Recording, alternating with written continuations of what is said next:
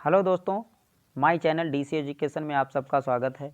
इस वीडियो में बायोलॉजी का टॉपिक पाचन तंत्र डाइजेस्टिव सिस्टम से संबंधित प्रश्नों का अध्ययन करेंगे। इस वीडियो को अंत तक ज़रूर देखें।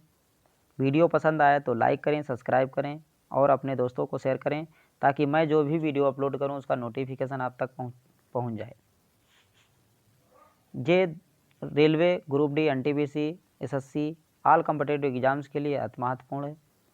और दोस्तों, पाचन डाइजेस्ट आज का टॉपिक है डाइजेशन यानी पाचन। भोजन के बड़े बड़े टुकड़ों का छोटे छोटे टुकड़ों में बदलना पाचन कहलाता है। पोषण यानी न्यूट्रिएंट्स ये एक जटिल प्रक्रिया है जिसमें भोजन का ग्रहण, पाचन तथा पचे हुए भोज्य पदार्थ को रक्त में शामिल करने की क्रिया की जाती है। पोषण के द्वारा शरीर के निर्माण, शरीर के लिए जरूरी ऊर्जा की पूर्ति तथा शरीर के अंदर होने वाली टूट फूट की मरम्मत करना न्यूट्रिएंट्स यानी दो प्रकार के होते हैं। नंबर 1 स्वपोषण ऑटोट्रोपिक न्यूट्रिएंट्स, वैसा पोषण जिनमें जीव अपना भोजन स्वयं बनाते हैं ऑटोट्रोपिक न्यूट्रिएंट्स कहलाते हैं। जैसे हरे पौधे फोटोसिंथेसिस की क्रिया द्वारा अपना भोजन स्वयं बना लेते हैं, इसीलिए इन्हें स्वपोषण कहते हैं यानी ऑटोट्रोपिक न्यूट्रिएंट्स। इसे होलोफाइट न्यूट्रिएंट्स भी कहा जाता है क्योंकि इसमें सरल यौगिक को जटिल यौगिक में परिवर्तित किया जाता है। अगला यानी परपोषण यानी हेटेरोट्रोपिक न्यूट्रिएंट्स क्या होते हैं? वैसा पोषण जिनमें जीव भोजन के लिए अन्य जीवों पर निर्भर होते हैं। इस प्रकार जीव में अपना भोजन बनाने की क्षमता नहीं होती है। जैसे सभी जीव जंतु ये क्या करते हैं, अपने भोजन के लिए पेड़ पौधों या अन्य जीवों पर डिपेंड रहते हैं। परपोषण निम्नलिखित प्रकार के होते हैं। प्राणी सादृश्य holozoic nutrients, animal type nutrients. इस प्रकार के पोषण में जटिल यौगिकों यानी कॉम्प्लेक्स कंपाउंड्स को एंजाइम की सहायता से सरल यौगिकों में परिवर्तित किया जाता है, जैसे मनुष्य, हाथी, घोड़ा, पक्षी इत्यादि।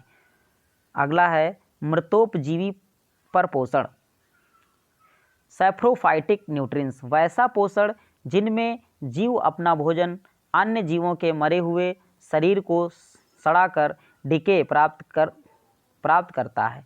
इसके अंतर्गत बैक्टीरिया एवं फंगस को शामिल किया जाता है। नंबर 3 परजीवी परपोषण पैरासाइटिक न्यूट्रिएंट्स, वैसा पोषण जिनमें कोई जीव अन्य जीवों के शरीर पर आश्रित रहता है तथा उससे भोजन एवं आवास प्राप्त करता है, उसे परजीवी कहा जाता है। जैसे लीच यानी जोंक, जूं, लाइस, स्कैरिस, टेप, वार्म, फीता कृमि और अमरबेल।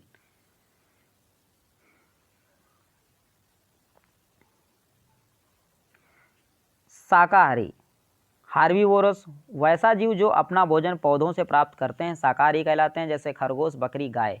मांसाहारी कार्निवोरस कहा जाता है, वैसे जीव जो अन्य जीवों को भोजन के रूप में ग्रहण करते हैं, मांसाहारी कहलाते हैं। जैसे बाघ, चीता, शेर, सांप, मेंढक इत्यादि। अगला है सर्वाहारी ओमनिवोरस। सर्वाहारी ओमनिवोरस, वैसा स्तनधारी जीव जो भोजन के रूप में पेड़ पौधों तथा जंतु के मांस का भक्षण करते हैं, ओमनिवोरस कहलाते हैं। जैसे मनुष्य, जंगली सुअर, चिंपैंजी, भालू इत्यादि। मनुष्य के अवयव कंपोनेंट्स ऑफ द फूड, मनुष्य को शारीरिक आवश्यकताओं की पूर्ति के लिए भोजन की आवश्यकता होती है, जिसमें कुल मिलाकर 40 तत्व होते हैं।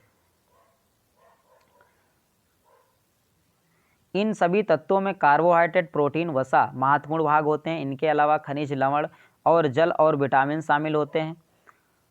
तत्वों के आकार के आधार पर इन्हें दो प्रकार से बांटा गया है। बृहद अणु यानी माइक्रोमोलिक्यूल, भोजन में मौजूद वैसे अणु जिनका आकार बड़ा होता है उसे माइक्रोमोलिक्यूल कहा जाता है। बृहद अणु को पचाने के दौरान सूक्ष्म अणु में परिवर्तन किया जाता है। ये निम्नलिखित दो प्रकार के होते हैं, कार्बोहाइड्रेट और प्रोटीन।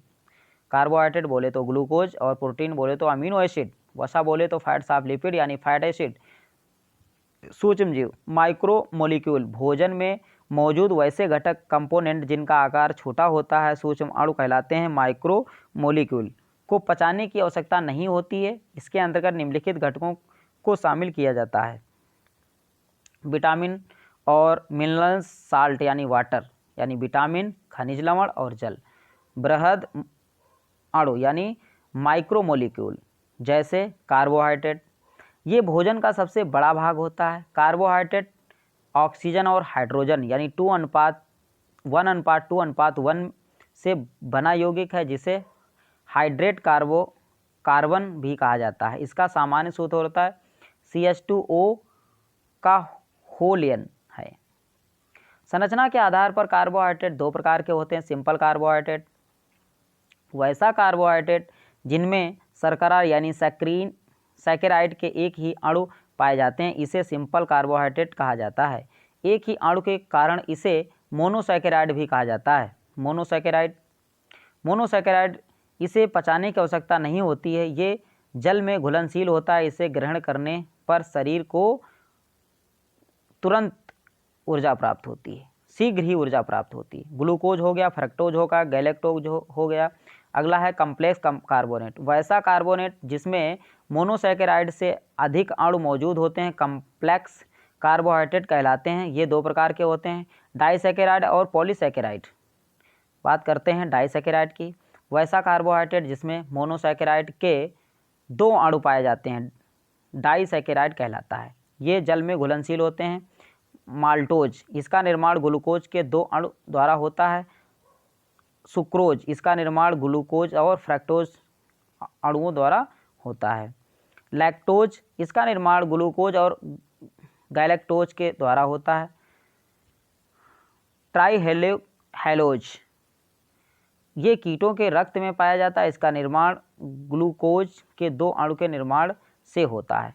पॉलीसैकेराइड क्या होते हैं, वैसा कार्बोहाइड्रेट जिसमें मोनोसैकेराइड के बहुत सारे अणु होते हैं, दो से अधिक, उसे पॉलीसैकेराइड कहा जाता है। ये जल में घुलनशील होते हैं, वो जैसे स्टार्च है, ग्लाइकोजन है और चिटिन है, सेलुलोज है। कार्बोहाइड्रेट के कार्य, फंक्शन ऑफ द कार्बोहाइड्रेट, शरीर को ऊर्जा प्रदान करना। 1 ग्राम कार्बोहाइड्रेट बराबर एनर्जी हमको मिलती है 4.2 कैलोरी। प्रोटीन की बात करते हैं। प्रोटीन सर्वप्रथम 1838 ईस्वी में बर्जीलियस ने प्रोटीन शब्द का प्रयोग किया था। किसने किया था? बर्जीलियस ने प्रोटीन की खोज की थी। प्रोटीन एक नाइट्रोजन का यौगिक होता है। भोजन में मौजूद प्रोटीन पचने के उपरांत अमीनो एसिड में परिवर्तित हो जाती है। किसमें? अमीनो एसिड में परिवर्तित हो जाती है। शरीर के लिए आवश्यक प्रोटीन का निर्माण अमीनो एसिड के द्वारा होता है। शरीर के लिए आवश्यक सभी प्रोटीन का निर्माण कुल मिलाकर 20 अमीनो एसिड के द्वारा होता है। किसके द्वारा होता है? 20 अमीनो एसिड के द्वारा होता है। प्रोटीन के कार्य, फंक्शन ऑफ द प्रोटीन, ये शरीर का निर्माण करता है। प्रोटीन से हमारे बॉडी का निर्माण होता है, इसलिए इसे बिल्डिंग ब्लॉक भी कहा जाता है। ऊर्जा की आपूर्ति करना प्रोटीन की कमी से क्वारसियोरकर तथा मरासमस नामक रोग हो जाते हैं। 1 ग्राम प्रोटीन द्वारा शरीर को 4.2 कैलोरी ऊर्जा प्राप्त होती है। ये गलत है। 1 ग्राम कार्बोहाइड्रेट से 4.2 कैलोरी ऊर्जा प्राप्त होती है। प्रोटीन से हमको कोई एनर्जी नहीं मिलती है। बॉडी बिल्डिंग फूड होता है। वसा फैट्स। लिपिड शब्द का प्रयोग सर्वप्रथम बोलर ने 1943 में किया था। भोजन में मौजूद वसा पाचन के उपरांत फैटी एसिड तथा ग्लिसरॉल में टूट जाता है, जो कोशिकाओं के द्वारा पुनः व्यवस्थित होकर शरीर के लिए जरूरी फैट्स का निर्माण करते हैं।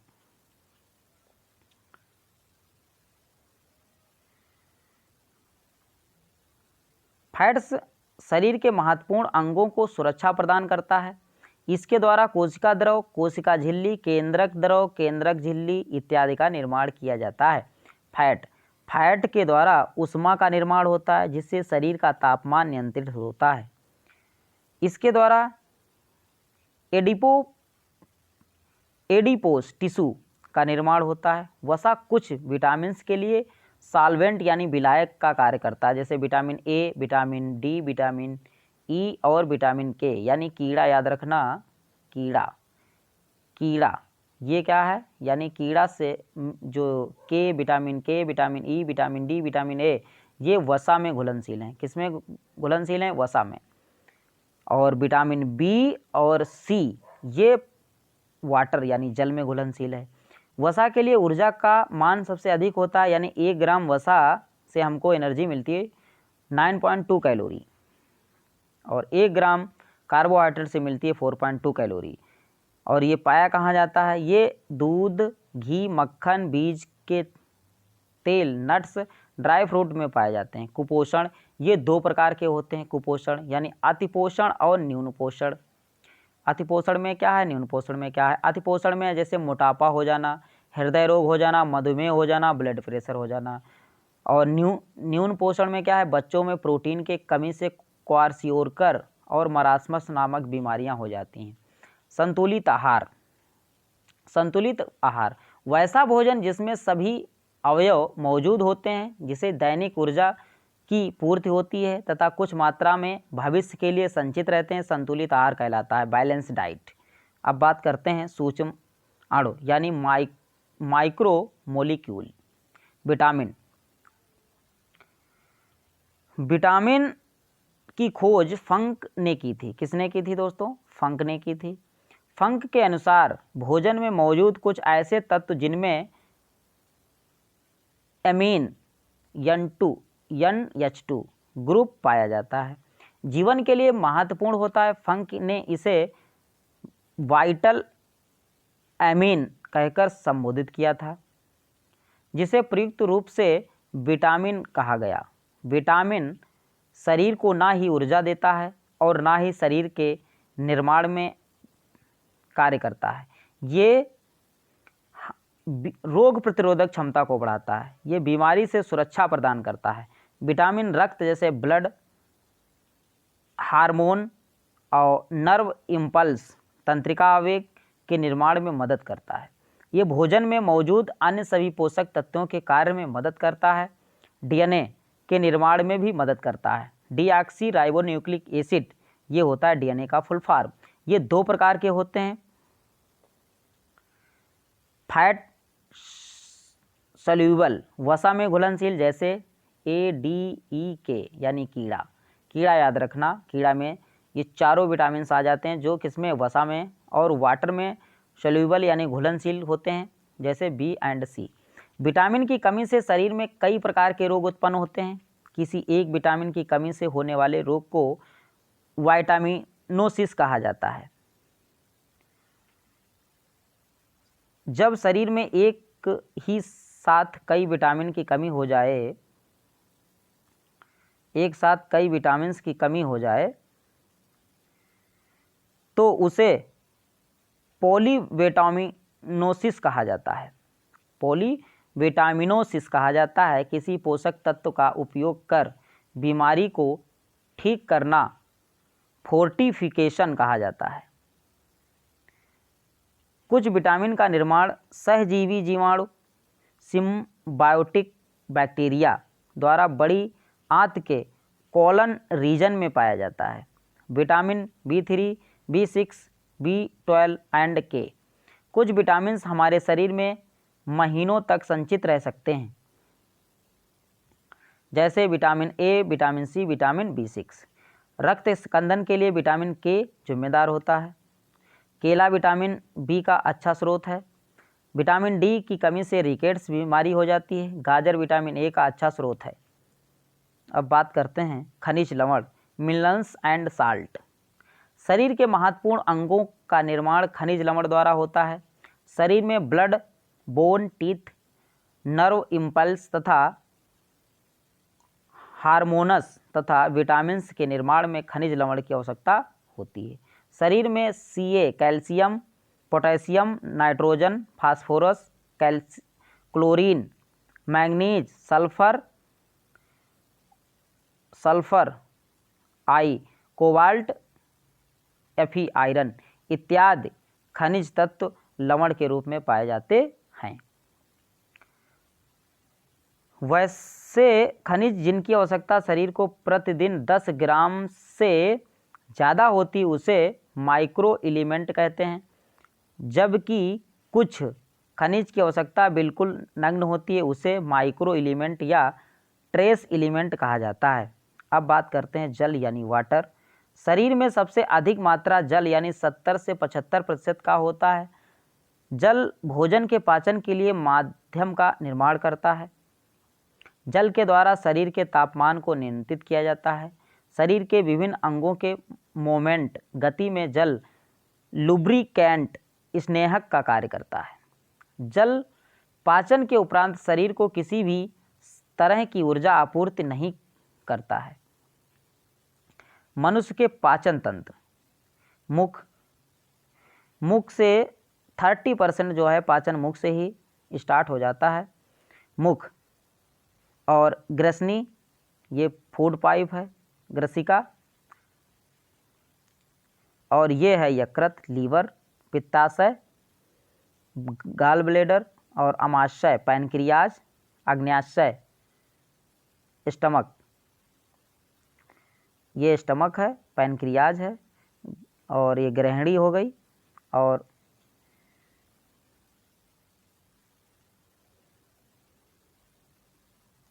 ये गुदा हो गया। ये जो ज़्यादा लंबी होती है ये छोटी आंत, और ये बाहर वाली ये बड़ी आंत होती है।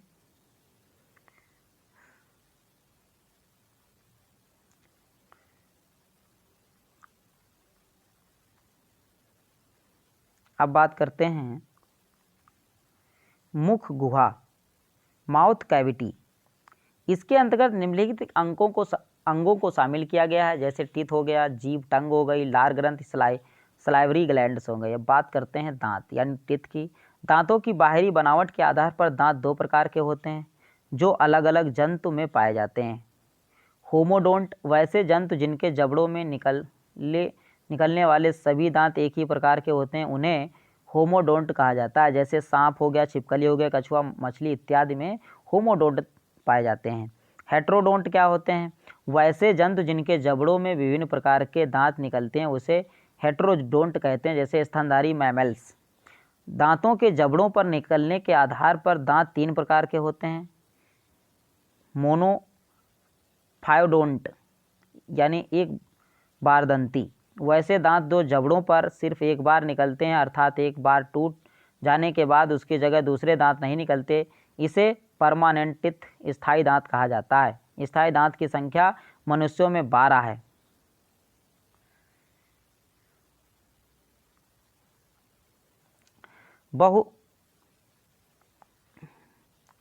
बहुबारदंती, पॉलीफाइडोंट,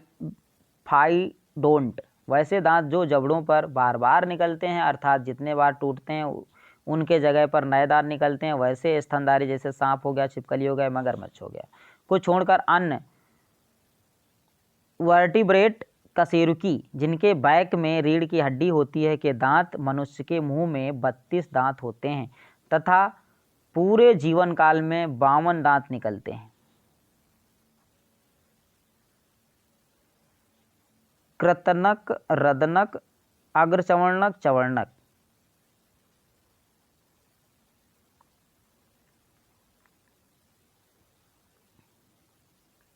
दांतों के प्रकार, टाइप्स ऑफ टीथ।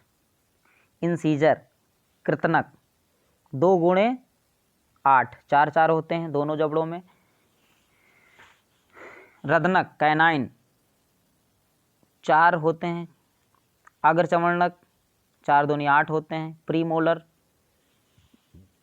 प्रीमोलर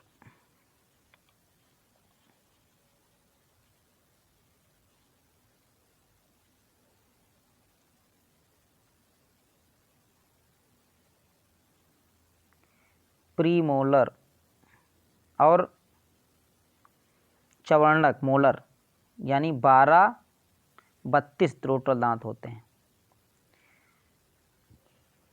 कृतनक, रदनक, अग्रचवर्णक, चवर्णक 8, 4, 8,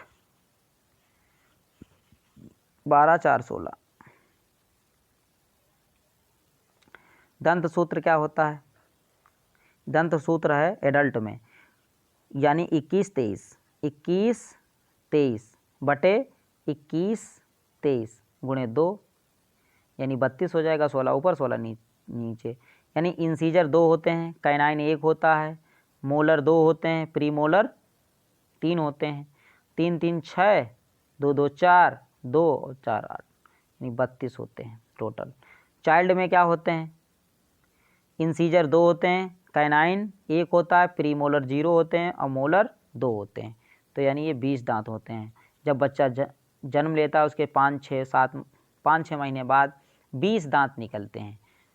20 दांत निकलते हैं। उसके बाद में 6 से 12 साल तक धीरे धीरे पतन होता है। उसके बाद में उनके जगह पर परमानेंट दांत निकलते हैं, यानी स्थायी दांत, वो 32 दांत होते हैं। 5 साल से कम उम्र के बच्चे में दांतों की संख्या 20 होती है। बच्चों में प्रीमोलर नहीं पाया जाता है। जब मुंह का पीएच मान 5.5 हो जाता है तब दांतों का सड़ना शुरू हो जाता है। गुड। लास्ट मोलर को विस्डम टिथ, अकल की दाढ़ कहा जाता है, जैसे 18 से 24 वर्ष की उम्र में निकलते हैं। अगला है किशोरावस्था में दांतों की संख्या 28 हो जाती है। स्तनधारियों में सर्वाधिक दांत घोड़े तथा सुअर के होते हैं।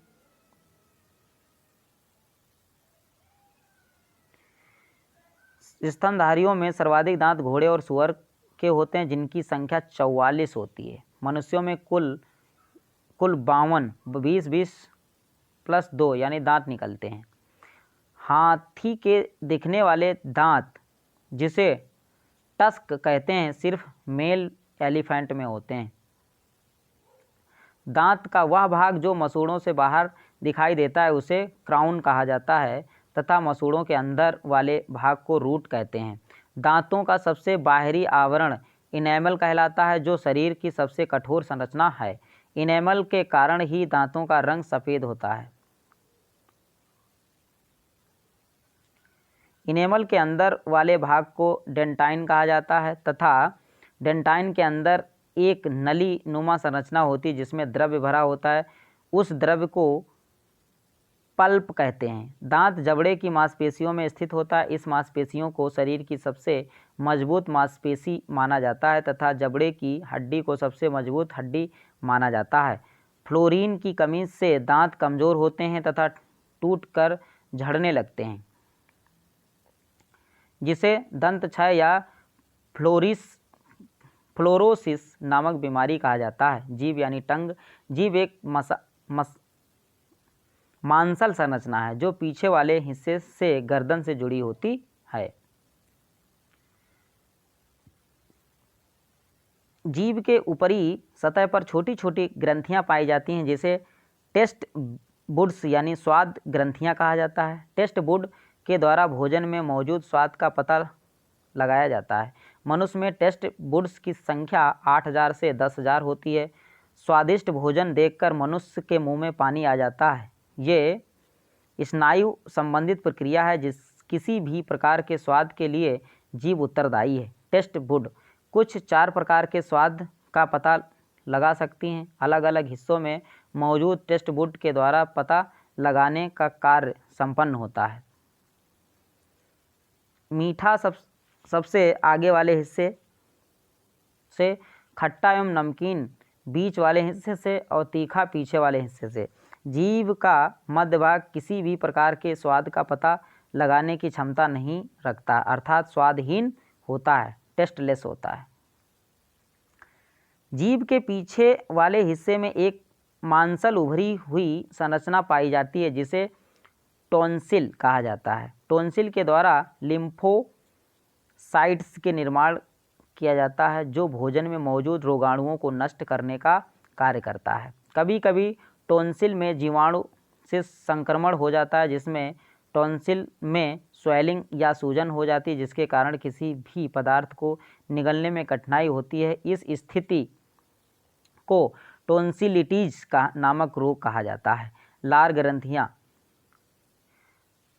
ग्रंथियाँ मनुष्य में 3 जोड़ी लार ग्रंथियाँ पाई जाती हैं जो जीभ के नीचे तथा गाल के किनारों पर पाई जाती हैं। सबसे बड़ी लार ग्रंथि को पैरोटिड ग्लैंड कहा जाता है, जबकि सबसे छोटी लार ग्रंथि को सबलिंगुअल ग्लैंड कहा जाता है। लार ग्रंथि के द्वारा द्रव का स्त्राव होता है, जिसे सलाइवा यानी लार कहा जाता है। लार का पीएच मान 6.6 होता है। सलाइवा यानी लार में मौजूद पिटियलिन एंजाइमीन अल्फा एमाइलेज भोजन में मौजूद स्टार्च को माल्टोज में परिवर्तित कर देता है, अर्थात कार्बोहाइड्रेट का पाचन मुख से शुरू होता है। कभी कभी पैरोटिड ग्लैंड में विषाणु से संक्रमण हो जाता है, जिससे लार ग्रंथि में सूजन आ जाती है, तब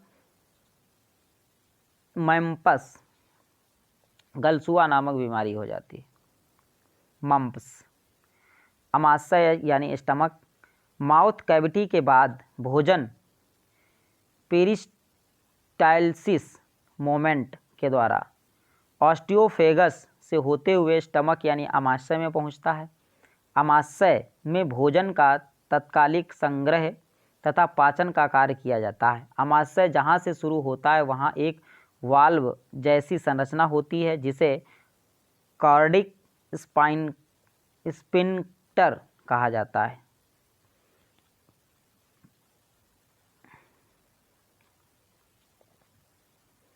ग्रसिका, ये है ग्रसिका, ये जठराग्नि है और ये फंड्स ग्रहणी का ऊर्ध्व भाग, जठर निर्गम।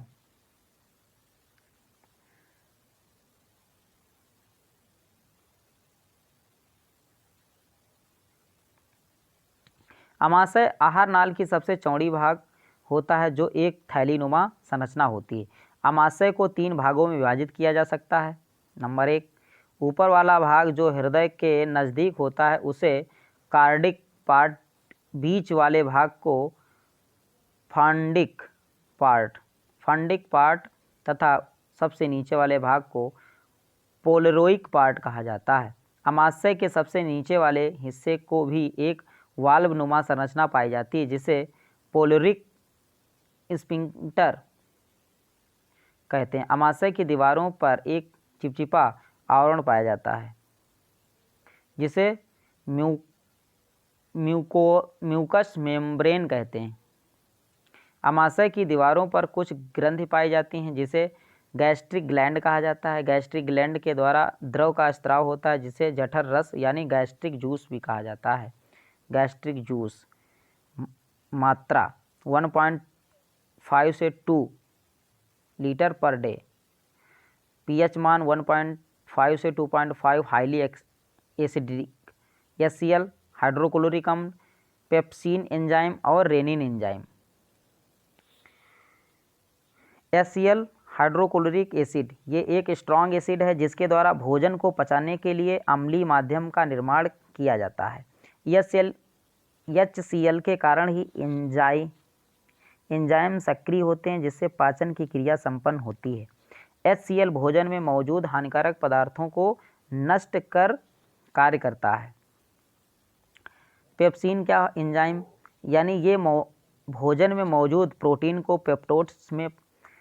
पेप्टोन्स में परिवर्तित कर देते हैं। ये सामान्य प्रोटीन का पाचन करते हैं। रेनिन एंजाइम ये दूध को पचाने में सहायक होते हैं। ये एक विशेष प्रकार का एंजाइम है जो बच्चों में ज़्यादा मात्रा में स्रावित होता है। इसके द्वारा दूध में मौजूद कैसीन प्रोटीन को पारा कैसीनेट में परिवर्तित कर देता है।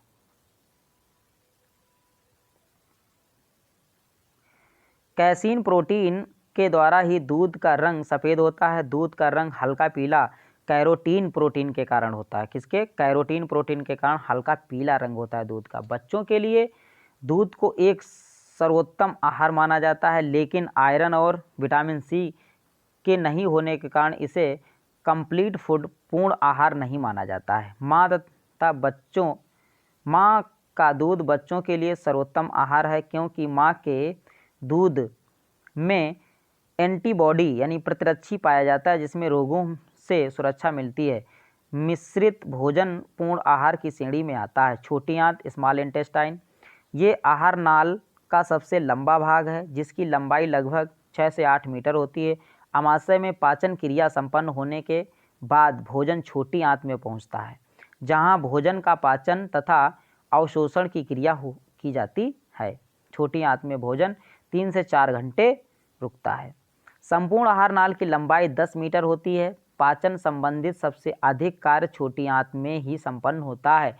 छोटी आंत 3 भागों में विभाजित होती है। एक होता है ड्यूडेनम।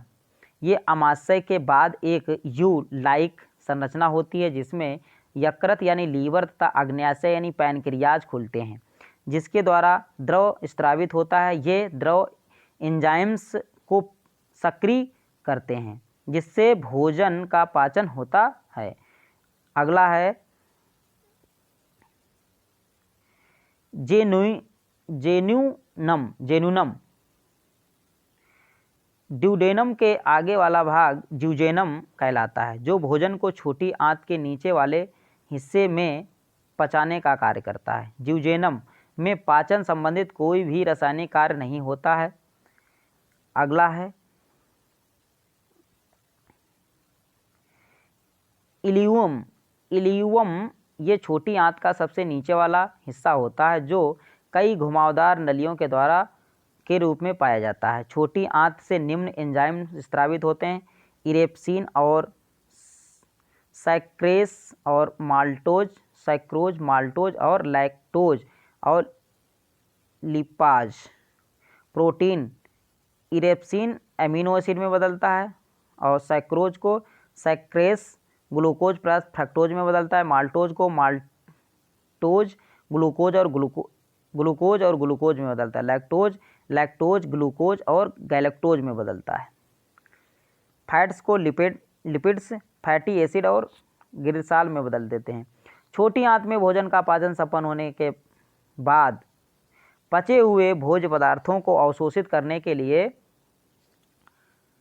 करने के कार्य छोटी आंत में मौजूद विली के द्वारा किया जाता है। विली एक पार्ट होता है, इसके द्वारा किया जाता है। विली के कारण छोटी आंत के पृष्ठ क्षेत्रफल में वृद्धि होती है, जिससे अवशोषण का कार्य आसानी से किया जाता है।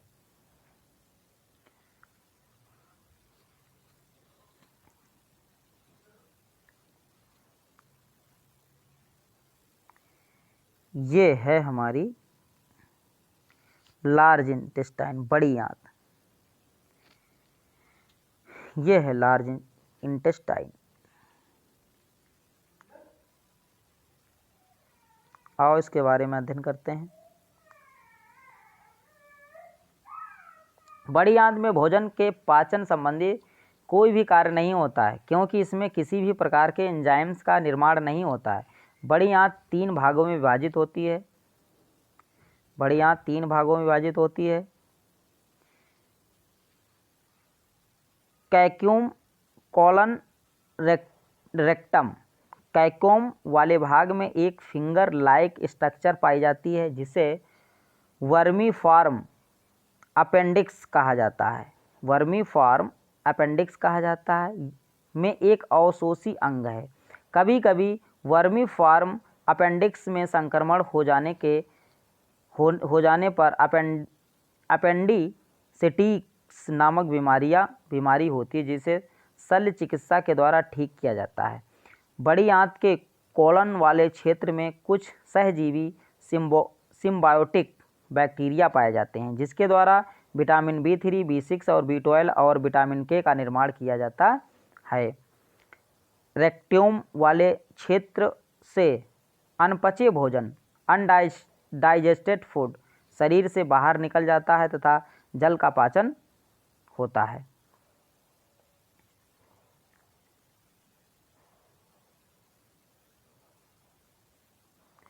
पाचन ग्रंथियां, डाइजेस्टिव ग्लैंड। पाचन तंत्र में पाचन ग्रंथियों का महत्वपूर्ण योगदान होता है, जो पाचन संबंधित कार्यों के अलावा उपापाचय क्रिया को संचालित करने का कार्य करते हैं। पाचन ग्रंथियां मुख्यतः 2 प्रकार की होती हैं: यकृत यानी लीवर और अग्न्याशय यानी पैनक्रियाज। अब बात करते हैं यकृत की।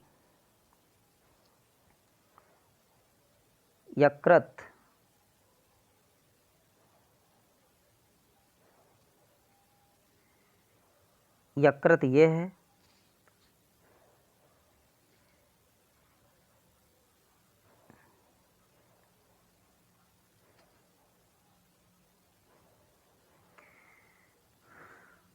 लीवर शरीर की सबसे बड़ी ग्रंथि है। लीवर क्या है? शरीर की सबसे बड़ी ग्रंथि है। इसका रंग गहरा लाल भूरा होता है। इसका वजन 1.5 kg से यानी 1500 ग्राम तक होता है। ये गर्त के द्वारा 2 खंडों में बटा होता है, जिसमें दायां खंड बड़ा होता है। लीवर को जिगर के नाम से भी जाना जाता है। यकृत के नीचे वाले हिस्से में एक नाशपाती नुमा थैली पाई जाती है, जिसे पित्ताशय कहते हैं, गाल ब्लैडर।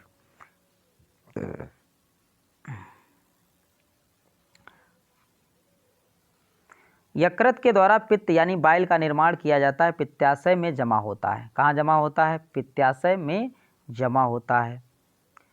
बाइल 2 प्रकार के होते हैं। एक पित्त लवण यानी बाइल साल्ट, ये सोडियम बाइकार्बोनेट यानी HCO3 के रूप में पाया जाता है, जो फैट्स को तोड़ने का कार्य करता है। किसको तोड़ने का कार्य करता है? फैट को। और एक होता है पित्त वर्णक यानी बाइल पिगमेंट, ये 2 प्रकार का होता है, बिलीरुबिन पीला येलो और बिलीवर्डिन हरा ग्रीन। बिलीरुबिन का निर्माण RBC यानी रेड ब्लड सेल्स के टूटने से होता है, जिसे यकृत अपापचयी क्रिया द्वारा शरीर से बाहर निकालने का कार्य करता है। यकृत में संक्रमण हो जाने पर बिलीरुबिन का मेटाबॉलिज्म रुक जाता है, जिससे ब्लड में इसकी मात्रा बढ़ने लगती है। परिणामस्वरूप पसीना, यूरिन तथा शरीर की त्वचा का रंग पीला होने लगता है, जिसे पीलिया यानी जॉन्डिस नामक रोग कहा जाता है। यकृत ब्लड क्लोटिंग प्रोटीन फाइब्रोजेन का निर्माण करता है। ये प्रोटीन के पाचन के उपरांत बनने वाले नाइट्रोजन यौगिक अमोनिया यानी NH3 तथा मेटाबॉलिज्म करता है। यकृत NH3 को यूरिया यानी NH2CONH2 में परिवर्तित कर देता है, जो किडनी के द्वारा शरीर से बाहर निकाल दिया जाता है। यूरिन में एक तीक्ष्ण गंध यानी NH3 में मौजूद दिगी के कारण होती है। ये यकृत जहरीले पदार्थ यानी टॉक्सिक मटेरियल के प्रभाव को समाप्त करने का प्रयास करता है। यकृत में रीजेनरेशन पुनर्निर्माण की प्रक्रिया होती है, जिसे यकृत अपने क्षतिग्रस्त भाग को पुनः निर्मित कर लेता है। यकृत कुछ विटामिनों को संचित करने का कार्य करता है, जैसे vitamin A, vitamin D, vitamin E, vitamin के। जो वसा में घुलनशील होगा वह लीवर में उपस्थित होगा। यकृत ग्लूकोज के अतिरिक्त मात्रा में ग्लाइकोजन के रूप में संचित करने का कार्य करता है। शरीर के ताप को नियंत्रित करता है।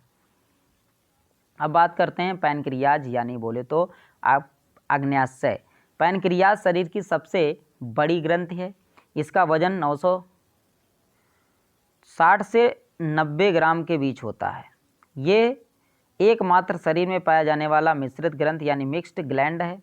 पैनक्रियाटिक डक्ट से एक सहायक नली स्वतंत्र रूप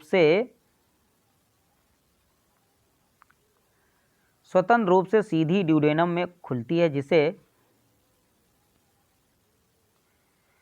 डक्ट ऑफ सेंट्रोनीज कहा जाता है। पैनक्रियाज एक मिक्स्ड ग्लैंड है, जिसमें कुछ भाग इंडोक्राइन ग्लैंड तथा कुछ भाग एक्सोक्राइन ग्लैंड की तरह व्यवहार करता है।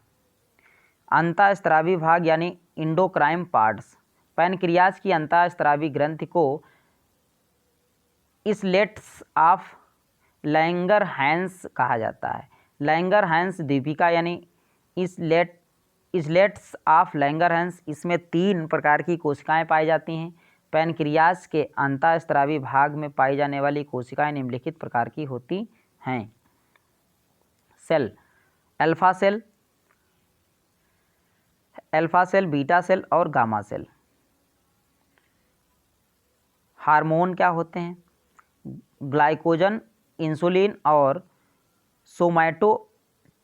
सोमैटोस्टैटिन इंडोक्राइन पार्ट्स के द्वारा बनाए गए हार्मोन से रक्त के ग्लूकोज लेवल को नियंत्रित करता है। एक सामान्य वयस्क मनुष्य में ग्लूकोज की मात्रा 80 से 120 मिलीग्राम mg प्रति 100 ml ब्लड होती है। भोजन के कारण जब रक्त में ग्लूकोज की मात्रा सामान्य से ऊपर चली जाती है, तो बीटा सेल द्वारा निर्मित इंसुलिन हार्मोन द्वारा ग्लूकोज की अतिरिक्त मात्रा को ग्लाइकोजन में परिवर्तित किया जाता है और ये ग्लाइकोजन लीवर में जमा हो जाता है, जिसके कारण रक्त में ग्लूकोज की मात्रा सामान्य हो जाती है। ये ग्लाइकोजेनेसिस क्रिया कहलाती है। कभी कभी भोजन की कमी के कारण ब्लड में ग्लूकोज की मात्रा सामान्य से कम हो जाती है, तो अल्फा द्वारा निर्मित ग्लूकॉन हार्मोन ग्लाइकोजन को ग्लूकोज में परिवर्तित करता है, जिससे रक्त में ग्लूकोज की मात्रा सामान्य हो जाती है। ये क्रिया ग्लाइकोजनोलिसिस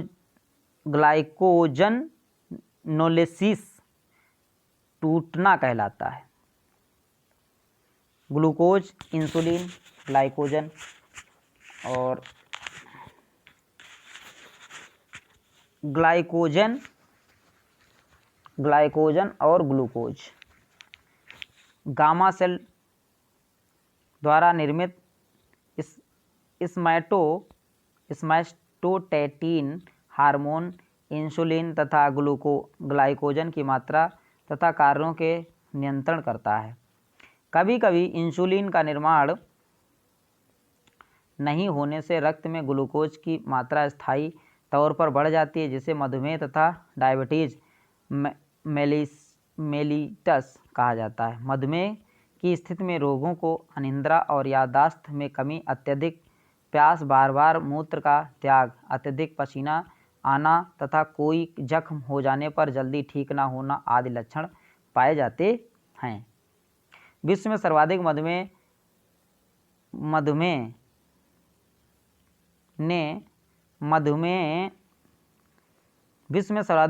के रोगी भारत में पाए जाते हैं। कहाँ पाए जाते हैं? भारत में। इसलिए भारत को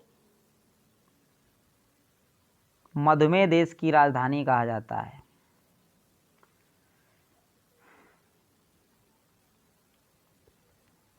मधुमेह की जागरूकता के लिए 14 नवंबर दोस्तों विश्व मधुमेह दिवस मनाया जाता है। राष्ट्रीय मधुमेह दिवस 27 जून को मनाया जाता है। मधुमेह के रोगियों के लिए शुगर फ्री टैबलेट या मधुकर अस्पार्टम नामक यौगिक से बनाया जाता है। खरगोश की आंत अन्य जीव की अपेक्षा लंबी होती है। पैनक्रियाज का बहिस्रावी भाग एक्सोक्राइन ये 3 एंजाइम स्रावित करते हैं। ट्रिप्सिन ये प्रोटीन को पेप्टोन्स तथा पॉलीपेप्टाइड्स में परिवर्तित कर देता है। एमाइलेज ये स्टार्च यानी मड को माल्टोज में परिवर्तित करता है। लाइपेज ये फैट्स वसा को फैटी एसिड, वसी अम्ल या ग्लिसरॉल में परिवर्तित कर देता है। संतुलित आहार बैलेंस डाइट क्या होती है? संतुलित आहार में भोजन के सभी पोषक तत्व शामिल होते हैं तथा शरीर के लिए दैनिक कार्य करने के लिए ऊर्जा की आवश्यक पूर्ति होती है। साथ ही कुछ ऊर्जा भविष्य के लिए संचित होती रहती है। व्यक्ति के लिए दैनिक ऊर्जा उम्र, लिंग, कार्य का स्वभाव या प्रकृति तथा भौगोलिक स्थिति पर निर्भर करता है। मानसिक कार्य वाले व्यक्ति के लिए 2200 से 3300 कैलोरी ऊर्जा की आवश्यकता होती है, जबकि शारीरिक कार्य फिजिकल वर्क करने वाले के लिए प्रतिदिन 3000 से 4000 कैलोरी ऊर्जा की आवश्यकता होती है। रोगेज भोजन में शामिल होने वाले अवयव जो रेशेदार फाइबर्स होते हैं वो रोगेज कहलाते हैं। रोगेज के द्वारा जल को अवशोषित किया जाता है तथा आहार नाल यानी फूड पाइप की सफाई की जाती है। रोगेज में पादप कोशिका के सेल वाल शामिल होते हैं जो सेल्यूलोज के निर्माण में सहायक होते हैं। भोजन में सलाद रोगेज के रूप में मौजूद होता है। आगामी पुस्तक IIT trade for all competitive exams. अब ऑब्जेक्टिव टाइप प्रश्न इस टॉपिक से बनने वाले सभी प्रश्न का अध्ययन करते हैं। स्वादिष्ट भोजन देकर मुंह में पानी आ जाता है। ये स्नायु संबंधी प्रक्रिया होती है। ये किसके द्वारा होती है? स्नायु संबंधी प्रक्रिया होती है। मानव में पित्त का स्त्रावण यकृत से होता है। बाइल का स्रोत होता है जिगर से। निम्न जानवरों में किसकी अपेक्षाकृत अधिक लंबी आंत होती है? खरगोश। दांतों की सड़न शुरू हो जाती है जब मुंह का पीएच मान कितना हो जाता है, पीएच मान हो जाता है 5.5। स्वाद का पता लगाने के लिए निम्नलिखित अभिग्रहण को क्या कहा जाता है, ये रसवेदी अभिग्राहक कहा जाता है। निम्न में से कौन सा एंजाइम अग्न्याशय द्वारा स्रावित होता है, ये ट्रिप्सिन होता है। मानव शरीर में निम्न में से किसका आकार साइज सबसे बड़ा होता है, ये यकृत का होता है। मानव शरीर का सबसे बड़ा आंतरिक अंग कौन सा है, ये यकृत है। निम्न में से आकस्मिक कारक के समय अधिकतम मात्रा में ऊर्जा उत्पन्न करते हैं, ये वसा है। कार्बोहाइड्रेट्स, प्रोटीन और वसा का पूर्ण पाचन कहाँ होता है, ये होता है छोटी आंत में।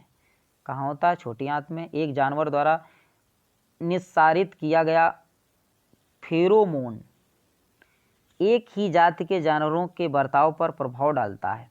अगला क्वेश्चन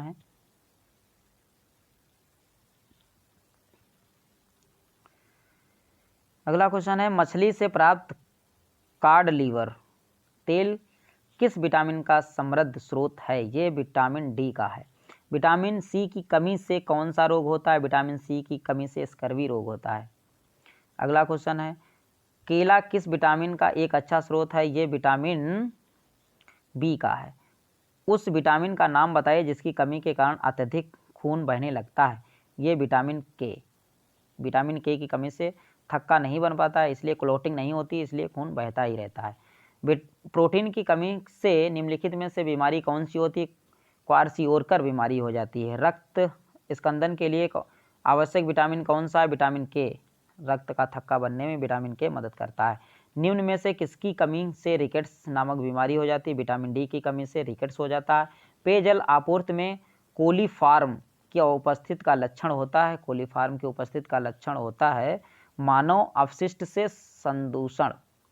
अगला क्वेश्चन है, पाचन में मौजूद रस गैस्ट्रिक जूस में सम्मिलित होता है, ये होता है HCl यानी हाइड्रोक्लोरिक अम्ल।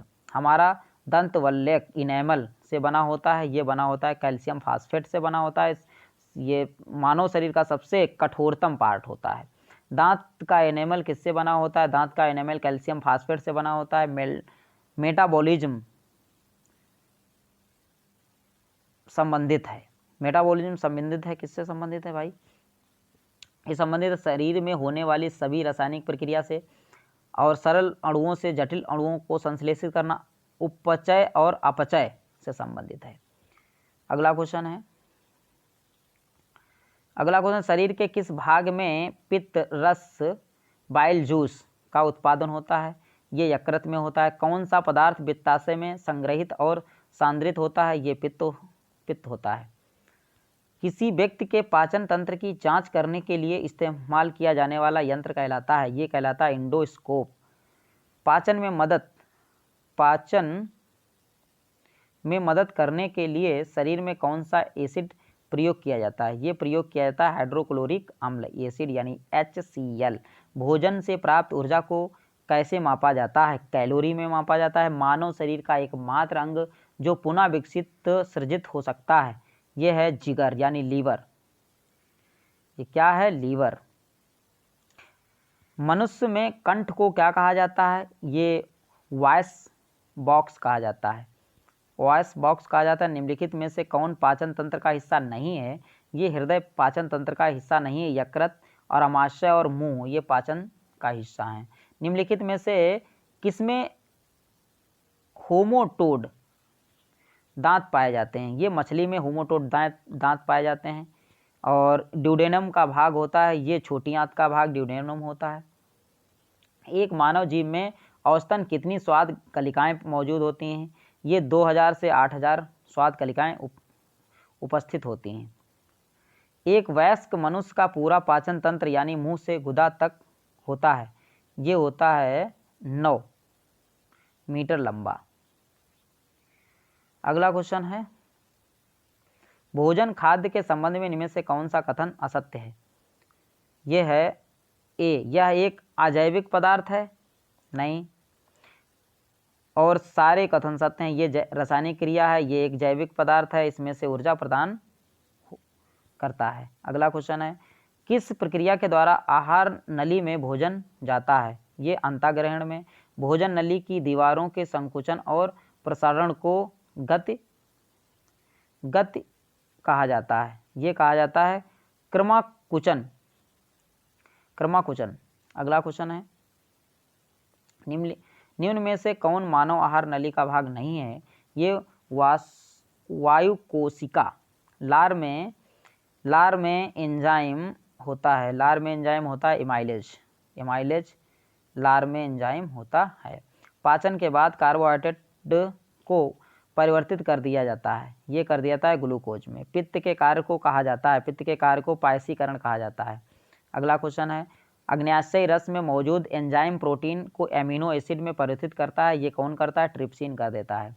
अगला क्वेश्चन है, पाचन के दौरान पित्त की भूमिका होती है। पित्त की वसा का पायसीकरण होता है। मनुष्य के पाचन तंत्र में उत्सर्जित अम्ल कौन सा होता है? ये हाइड्रोक्लोरिक अम्ल HCl होता है। अगला क्वेश्चन है, भोजन के पाचन की प्रक्रिया के दौरान होने वाले ऊर्जा परिवर्तन के प्रकार को बताता है। ये बताता है रासायनिक ऊर्जा से ऊष्मा ऊर्जा। अगला क्वेश्चन है, किसको पचाने के लिए शाकाहारी को लंबी छोटी आंत की आवश्यकता होती है? यह है सेल्यूलोज। मानव में भोजन और हवा के लिए सामान्य मार्ग है। यह है ग्रसनी। यकृत कार्य करता है पाचन का। में मांसपेशियों के लयबद्ध संकुचन के परिणाम स्वरूप बच्चा पैदा होता है। ये गर्भाशय के मांसपेशियों के संकुचन के द्वारा बच्चा पैदा होता है। गले में के छल्ले मौजूद होते हैं। ये उपास्थि के छल्ले मौजूद होते हैं। लार ग्रंथि से एंजाइम स्त्रावित होता है। ये इमाइलेज स्त्रावित होता है। अगला क्वेश्चन है, मानव पाचन तंत्र में टाटाट से पित्त रस का स्रोत होता है। ये यकृत से। मानव शरीर में पाचन का अधिकांश भाग किस अंग में संपन्न होता है? ये होता है छोटी आंत में।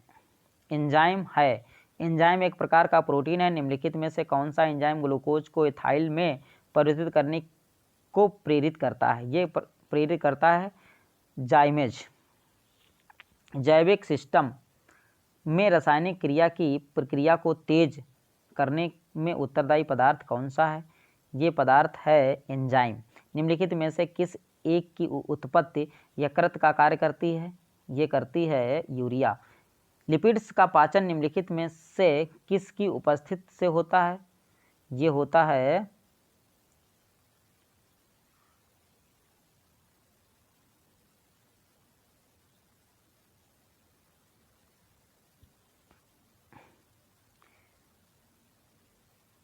मानव में निम्नलिखित में से कौन सा पाचन एंजाइम नहीं है?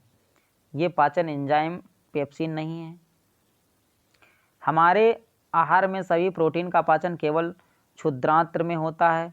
आर, अमाशय से प्रोटीन का पाचन करने वाली एंजाइम को क्षुद्रांत्र में छोड़ा जाता है। डी, ए गलत है परंतु आर सही है। प्रोटीन के पाचन में सहायक एंजाइम है। यह है ट्रिप्सिन।